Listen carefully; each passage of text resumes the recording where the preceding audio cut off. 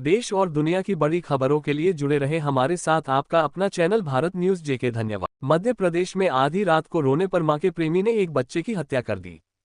MP के शिवपुरी जिले से एक चौंकाने वाली घटना सामने आई है, जहां 1 साल की बच्ची की उसकी मां के प्रेमी ने इसलिए हत्या कर दी क्योंकि वह आधी रात को रोना बंद नहीं कर रही थी।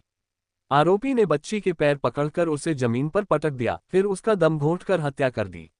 बाद में आरोपी प्रेमी भैयालाल आदिवासी बुधवार सुबह मौके से भाग गया। बांग्लादेश की पूर्व प्रधानमंत्री शेख हसीना के अंडाकार पर व्यायाम करती नजर आई महिला। बांग्लादेश की पूर्व प्रधानमंत्री शेख हसीना के आवास से कथित तौर पर चुराई गई अंडाकार मशीन पर एक महिला को व्यायाम करते हुए एक वीडियो सामने आया है। अपने पद से इस्तीफा देने और देश छोड़ने के बाद प्रदर्शनकारियों ने हसीना के आवास, संसद आदि पर धावा बोल दिया था। क्या हसीना को ये भी पता है कि अंडाकार का उपयोग कैसे किया जाता है?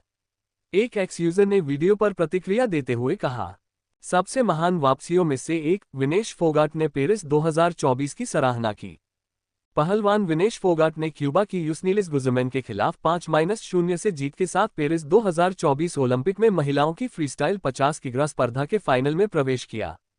पिछले साल पूर्व डब्ल्यूएफआई प्रमुख बृजभूषण सिंह के खिलाफ विरोध प्रदर्शन से लेकर खुद के लिए कम से कम रजत पदक सुनिश्चित करने तक विनेश ने सभी बाधाओं के बावजूद जीत हासिल की।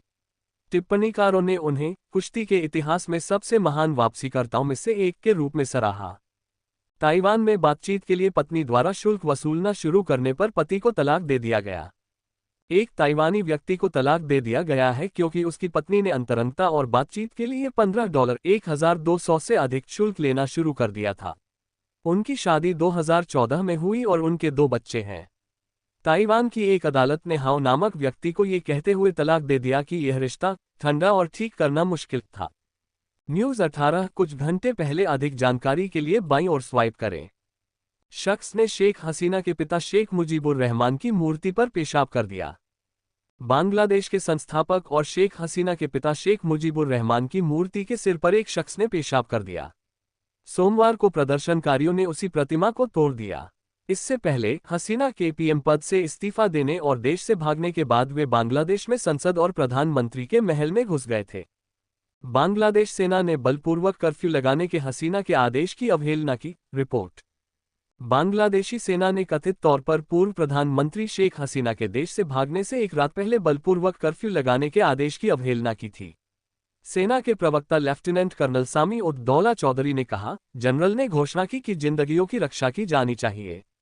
4 अगस्त को झड़पों में कम से कम 91 लोगों के मारे जाने के बाद देशव्यापी कर्फ्यू लगाया गया था। वीडियो। पुणे में बिना ड्राइवर के उल्टी दिशा में लंबी दूरी तय करती है वैन। पुणे से एक नाटकीय वीडियो मंगलवार को वायरल हो गया। वीडियो में पुणे नगर निगम पीएमसी की एक सड़क रखरखाव वैन लंबी दूरी तक उल्टी दिशा में चलती हुई दिखाई देती है और अंत में सड़क के डिवाइडर से टकरा जाती है। दिलचस्प बात यह है कि वैन में कोई ड्राइवर नहीं था।